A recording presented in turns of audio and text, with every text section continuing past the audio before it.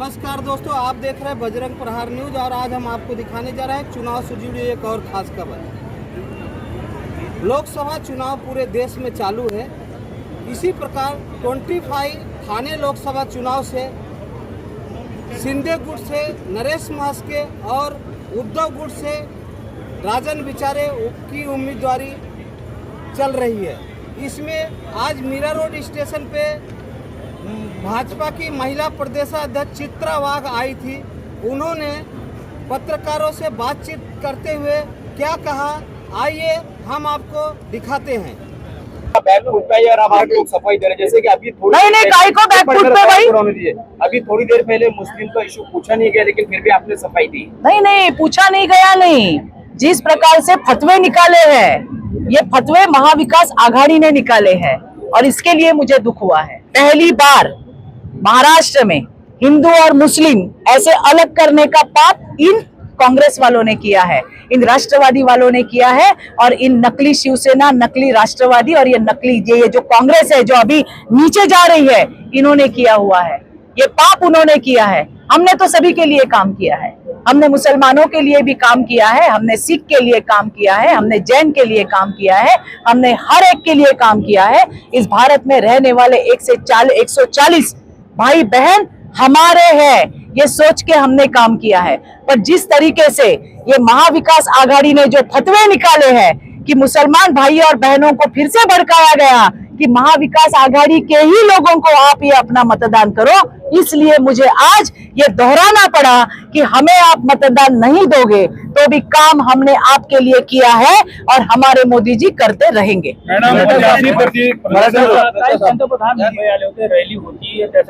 लोकांना असुविधा झाली, जे आम्ही त्या ठिकाणी पाहिलंय।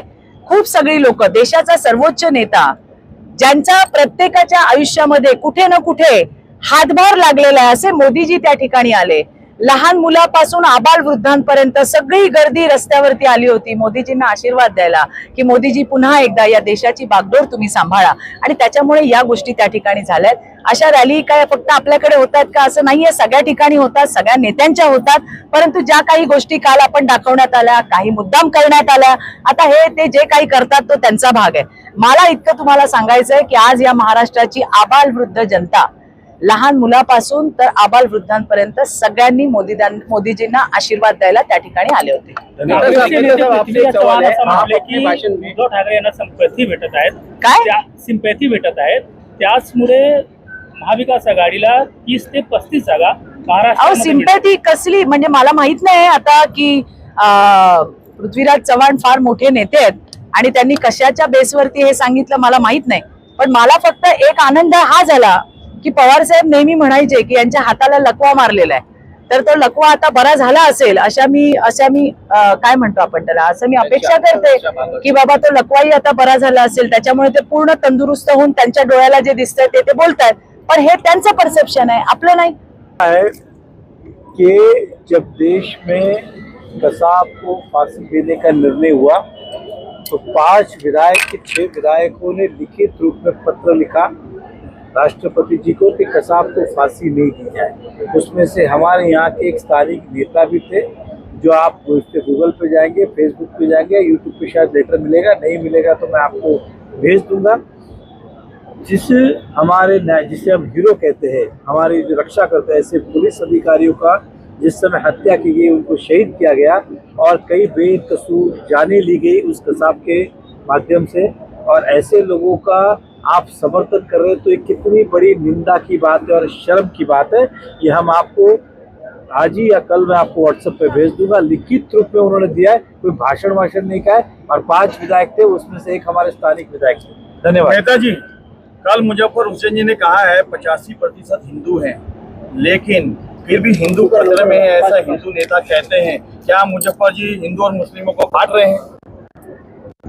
देखिए, हमेशा कांग्रेस ने बांटने का ही काम किया है कि जिस तरह से देश में वातावरण है हर व्यक्ति चाहता है कि नरेंद्र मोदी जी फिर देश के प्रधानमंत्री बने और इसके लिए सभी लोग बढ़ चढ़कर हिस्सा ले रहे। अब उन्हें जो समझ में आता है, जैसा सोचता है वैसा वो कहते रहते। दूसरी सभा देखेंगे तो कुछ और बोलेंगे, तीसरी में कुछ और बोलेंगे, कल उनको और आपको रिव्यू देंगे। अगर आप उनको आज की सभा का उदाहरण देंगे तो कल अपना वो स्टेटमेंट चेंज करेंगे। तो उन्हें वोट कहीं से मिल नहीं रहे, इसलिए कोशिश करते हैं कि अलग अलग बात करके शायद हम फुसला के क्या, लेकिन ये जनता समझदार है, इस शहर की भी और इस देश की भी। और मैंने कहा कि 5 तारीख को सभी को इसका जवाब मिल जाएगा। धन्यवाद। Thank you. इस लोकसभा चुनाव में थाने से एक दूसरे पे आरोप प्रत्यारोप दिखाई दे रहे हैं। तो इसी प्रकार से बने रहिए हमारे साथ और देखते रहिए बजरंग प्रहार न्यूज़, और हमारे न्यूज़ चैनल को सब्सक्राइब करना भी ना भूलें। धन्यवाद।